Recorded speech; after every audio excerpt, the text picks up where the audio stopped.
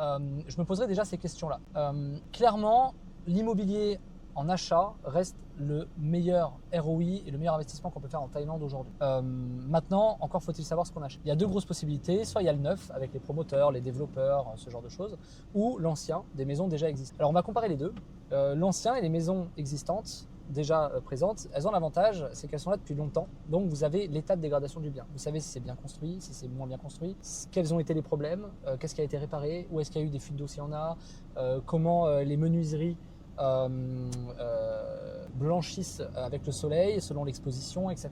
Il y a plein de petites choses importantes sur lesquelles vous pouvez faire attention parce que le bien existe depuis longtemps.